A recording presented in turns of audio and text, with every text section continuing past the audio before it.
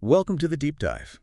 Great to be here. Today, we're taking a look at Dubai, that incredible city in the UAE over on the Arabian Peninsula. Right. We've got this overview source describing it, and, well, our mission is to pull out the really interesting bits about how it grew so fast. And what strikes you immediately, I think, is just the scale of that transformation. Exactly. I mean, to go from basically a regional trading spot to this massive global hub, it feels like it happened overnight almost. It's really something. It is pretty remarkable. And, when you think Dubai, you instantly picture the skyline, don't you? Oh, absolutely. Our source mentions the modern architecture and these really innovative developments, and you have to talk about the Burj Khalifa. The tallest in the world, yeah. It just perfectly captures that ambition, doesn't it? It's more than just being tall. It really is. It felt like a statement piece, Yeah.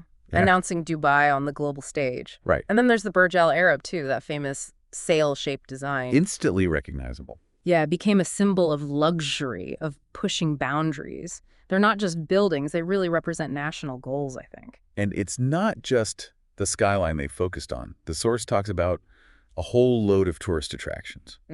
Things like the Dubai Mall, that huge fountain display, The Dubai Fountain, yeah. the artificial Palm Jumeirah Islands, Incredible engineering. and even, get this, indoor ski resorts Yeah. in the desert. It's almost hard to believe, isn't it? But that's part of the strategy, I think. How so? Well, putting a ski slope in the desert, it's not just quirky.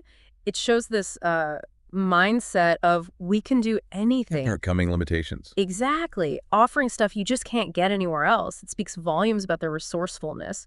Okay, so all this development, this wow factor, it needs a strong economy behind it. Definitely. Its source mentions it started as a trading port, but now it's way more diversified. So what's driving things now? That diversification is really the core of it. Trade is still there, for sure, Okay. but the real drivers today are things like real estate that fueled a lot of the initial boom and a huge tourism sector. Millions visit every year. Makes sense. Then you've got finance. They're aiming to be a big regional hub for that. And also more investment now in technology, looking towards the future. So it's a mix, not putting all their eggs in one basket. Precisely. Gives them a bit more resilience. Now, it's easy to get caught up in all the shiny new stuff, the modernity. But the source makes a point of saying Dubai also preserves its cultural heritage. How does that balance work? A city so focused on the future, but holding on to its past. Well, it seems quite intentional. You see all the modern towers, but you can still find the traditional side. Like where? Like in the traditional markets, the souks, they were the heart of the old trading city, and they're still buzzing today. And you see the mosques, obviously central to the culture, and they have various festivals celebrating local traditions. It creates this interesting blend, old and new, side by side. And underlying all of this is the actual environment. It's a desert climate, the source says. Yep. Very hot summers, milder winters. And not much rain. Low rainfall.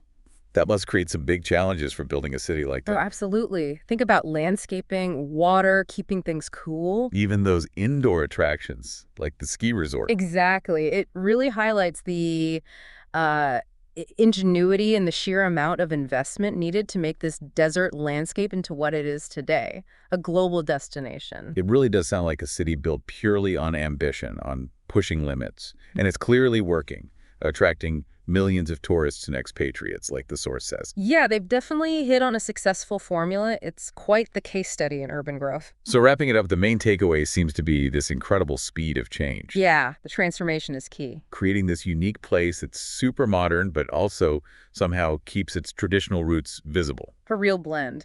And it does make you wonder, doesn't it? Wonder what? Well, given how fast they've moved already, what kind of unbelievable innovations might we see from Dubai next?